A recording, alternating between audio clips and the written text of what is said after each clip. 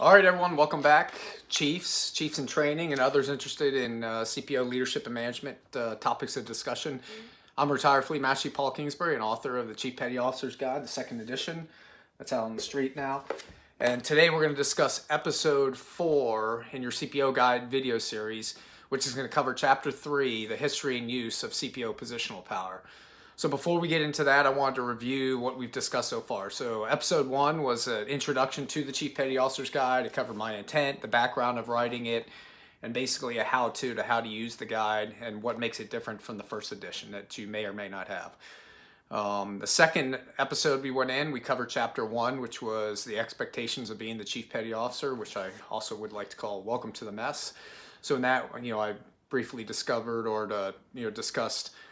the values, beliefs, attitudes, and focus of Chief Petty Officers and what that chapter identifies in those. And then finally, the last series, episode 3, started to introduce you into the Chief Petty Officer power and influence model. So if you haven't seen those to date, I encourage you to come back and take a look at those, because each series in this is going to build upon the next and refer back to prior episodes that we've done. So once again, before we get started, hit that subscribe button down there on the YouTube channel, like it, give me a thumbs up, and then share it. And frankly, as we do these, use these videos when you can. I know we're distributed worldwide as a Navy Chiefs Mess, but use these videos to complement your training along with the Chief Petty Officer's Guide. That's why it was written. It's not an absolute, but it's definitely a tool to complement our leadership development continuum and framework that you've got out there, because I think you can agree just the leadership development courses alone are not enough to give you what you need. So you need to talk more, you need to read more, you need to learn new tactics and strategies as a leader and manager, and then you go out and practice them. So that's the intent of this. So take these videos, take the content of the Chief Petty Officer's Guide, and go into the Chiefs Mess and have discussions and learn. So, all right, so let's get on to it. So this chapter, referring back to your Chief Petty Officer Power and Influence model, if you go to page 26 of the Chief Petty Officer's Guide, we're going to start with the first power base, which is your positional power. And this is also known as legitimate power, and I'm going to discuss a little bit more about that when we get into the concept of authorities. So this chapter is really divided into two main parts, as the title references. So there's the history of the the history and evolution of chief positional power. And I go back from 1893, when we established the rate of Chief Petty Officer, and I talk through, all the major evolutionary steps, not super in depth, but a little bit, and touching on them because I want you to understand. You should understand how we evolved to get to where we were. So I covered down 1893. I reference Warrant Officer Lester Tucker's piece on the history of the grade of the Chief Petty Officer. All those reads are out there already. You can get to all the primary source material that's out there if you're, if you're well read into the history of the Chief Petty Officer. And then I work through the evolution of the Super Chiefs, right? So we get into 1958 when we established the pay grades of E8 and E9. So for us, it would be the Senior Chief and Master Chief Petty Officer. And then I take it forward to where we evolved the Command Master Chief, Senior Enlisted program. I talk a little bit about, how we struggled over time to, kind of gain ground and establish the responsibilities and authorities that would come with those new pay grades. So that's the first section of it, a little reach back into our history and heritage. But like I said, I reference other readings because I didn't want the guide to just reproduce content that's already out there. So I referenced Charlotte Christ's Winds of Change, which talks about the history and evolution of the Master Chief Petty Officer of the Navy's office. So if you have never read or heard of that, that's a good read. I know it doesn't catch us up to modern times and the more recent Master Chief Petty Officers of the Navy, but it does a great job of talking about the establishment of that office, the history of it, and the significance of that office and what each successive MCPON did to establish it, and then frankly introduce policies that came in and really professionalized and educated the enlisted force and and was a significant reason of why we're here and what we do today. So that's the first section or first part of chapter 3. And the second part really gets into the use of CPO positional power. So as I mentioned in other videos, in the spring, the Petty Officer's Guide is going to come out. So I took this chapter, definitely enrolled it into there. But one thing I didn't put into this, I really didn't break into, when you look at CPO position power or your legitimate power, the thing I give when I talk briefs to people is I talk about, the model of the RAA, right? RAA model, responsibility, authority, and accountability. And, I kind of made an assumption as chief petty officers, we've got that model nailed and kind of we got it down. But I think it goes without saying it's always good to review that. So I didn't write in our chief petty officers guide, on the Navy side at least, about the RAA model. But I definitely built up a huge section in the petty officers guide because I wanted to talk about responsibility, authority, and accountability, and really pause and think about those things that you may take for granted. I know they were introduced to you in your petty officer leadership courses, at least for me when I went to petty officer NDOC as a third class. And back then our eyes probably glazed over. You're like, yeah, responsibility, authority, accountability, the words that we throw around often. But I think it's important now to really pause and think about those. So let's talk through those really quickly. So with positional power, you get several things that come with that power base. So first thing you get is you get access to an audience of influence targets, like we talked about in chapter 2, right? You're going to get the ability, legitimate power to be able to give orders, to fulfill responsibilities that are given to you in your new position, okay? You've often heard you were selected not because of your ability to do that job, because of your potential, but you were selected into a new position of responsibility and authority based on your demonstrated use, I would say, of power and influence you to meet objectives and responsibilities that you have in prior positions. And you did that in a way that not only accomplished the mission of warfighting readiness, ensured your piece of warfighting readiness was met, but you also did that in a way that shaped a positive and favorable divisional or watch team or work center climate, right? What have you. So it's not just that you got things done, right? Because you can get things done and then kind of leave climate and workforce morale in the gutter if you don't do it in the right way. But you were able to accomplish your mission and do it in a way that at least got your people compliant, if not up to levels of commitment that you needed to do. So because of that, the organization recognizes that. We write your evaluations and you're selected via our processes, either with profile sheet or with a selection board, to become a chief petty officer. And now we're saying, hey, take those fundamentals that you've used, all the success you've used using power and influence and management skills.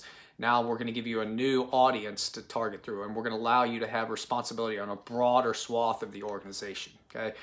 So you start to actually step away from the deck plate as you get promoted up, and I'll mention that, and I'll continue to mention it as we go, into further lessons in this video series. So, a couple things we give you. So, number one, you're put in this new position of power, right, as a chief petty officer.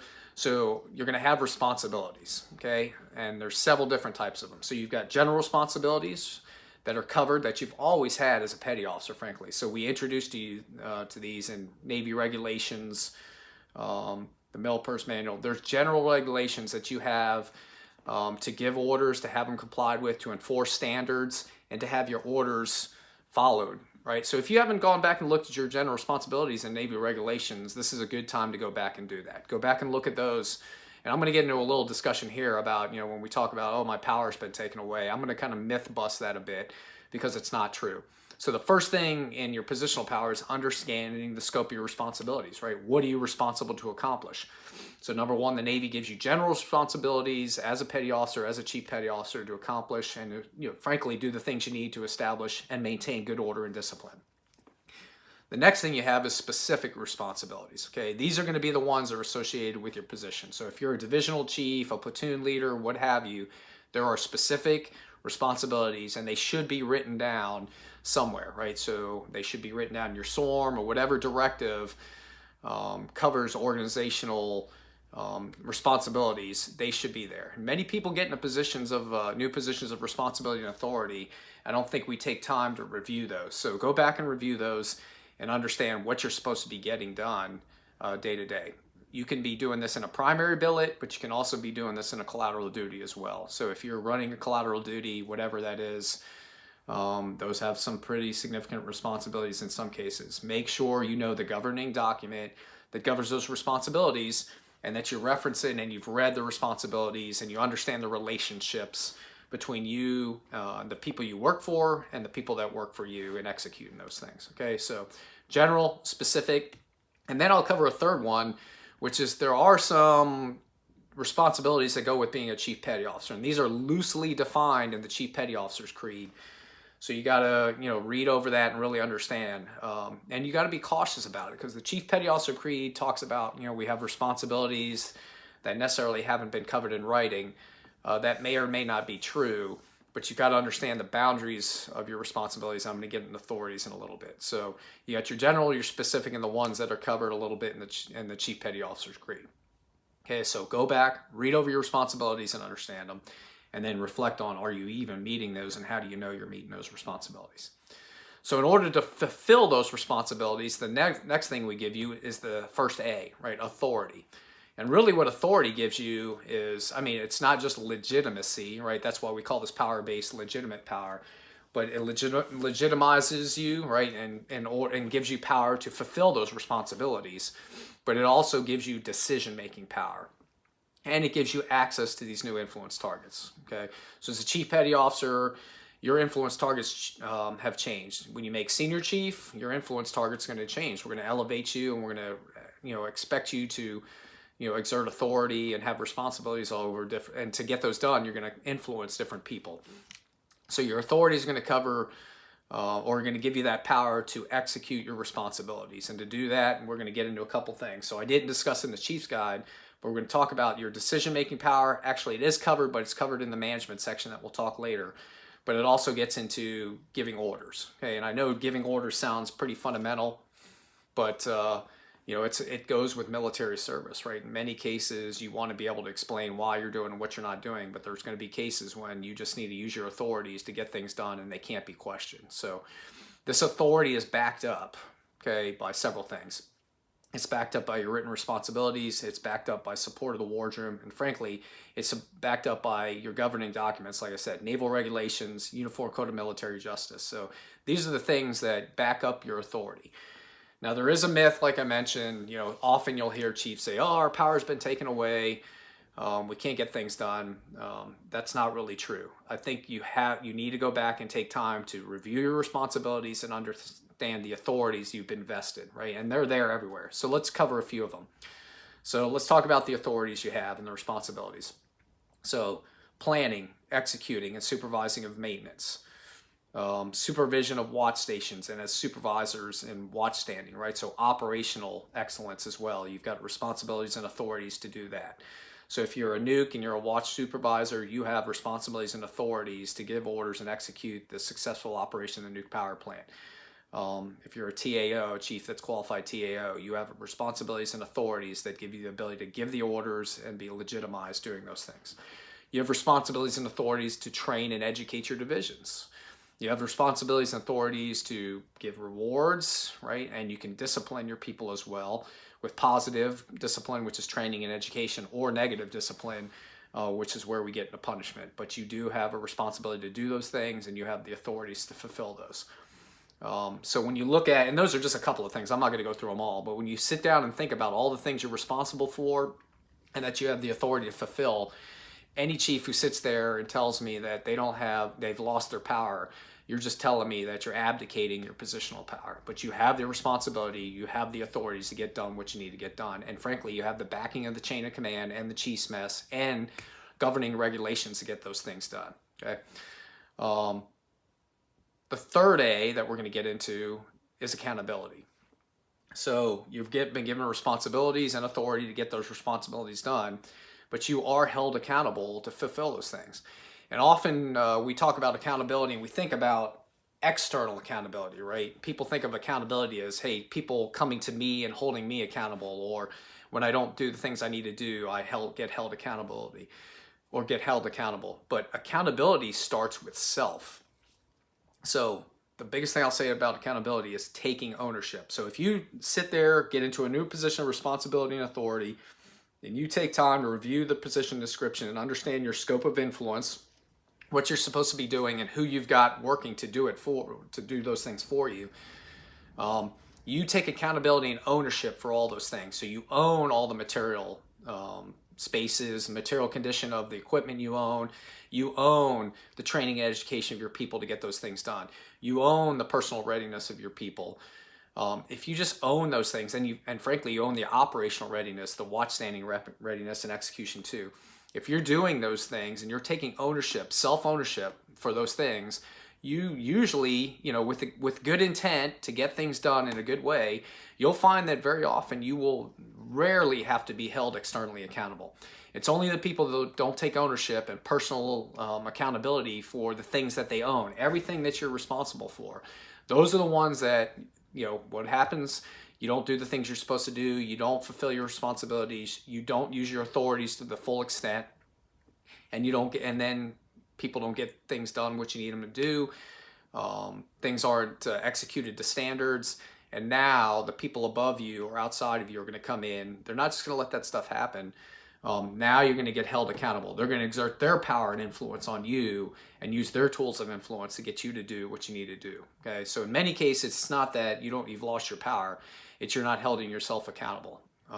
And then there's some external accountability as well. I'll talk in a later chapter about CPO mess accountability. Yeah, the chief's mess plays a huge role in accountability for personal and professional standards, right? So if I'm a chief petty officer and I'm not getting done what I need to get done, one of the first lines of external accountability should be a fellow chief petty officer, probably within my department or division, that pulls me aside and says, hey, you're not executing what you need to do from the outside. Your spaces aren't good, your sailors aren't trained, you're not meeting mission, you're not fulfilling the personal and professional expectations we have of chief petty officers. That's where that first line of external accountability goes up.